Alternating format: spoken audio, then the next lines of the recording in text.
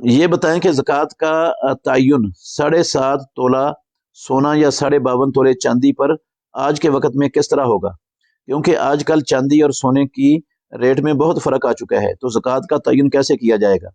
जी भाईजान, बड़ा अहम सवाल है।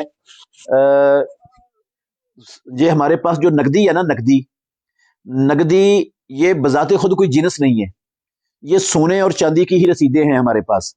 अब एक शख्स के पास नकदी है तो कितनी नकदी उसके पास हो तो उस पर ज़कात फर्ज होगी।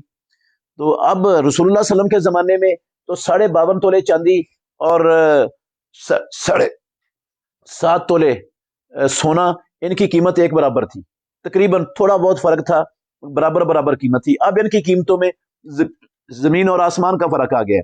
अब जिसके पास नकदी है, रकम है, पैसे हैं, वो कैसे, किसको बुनियाद बनाकर ज़कात देगा, चांदी को बुनियाद बनाएगा या सोने को। तो इसका जवाब यह है कि अगर वो चांदी को बुनियाद बनाकर ज़कात दे दे तो इसके बेशुमार फवायद हैं। एक फायदा यह है कि ज़कात देने से बंदे का माल कम नहीं होता, माल बढ़ जाता है। अल्लाह ने भी वादा किया है, रसूलुल्लाह सल्लल्लाहु अलैहि वसल्लम ने भी वादा किया है, माल बढ़ जाएगा इसका। दूसरा, ज़कात देने से बंदा गुनाहों से पाक हो जाता है, कुरान में अल्लाह ने कहा है। तीसरा, बंदे का माल पाक हो जाता है ज़कात देने से। चौथा फायदा यह है कि मुआशरे के जो मुस्तहिक लोग होते हैं उनका भला हो जाता है, उनका फायदा हो जाता है। तो अगर ये चांदी को निसाब बनाकर देगा ज़कात तो ज्यादा अफजल और ज्यादा बेहतर है, और बहुत सारे फवायद इसको हासिल हो जाएंगे। माल भी कम नहीं होगा, बरकत भी हो जाएगी माल के अंदर, और अजर भी मिलेगा।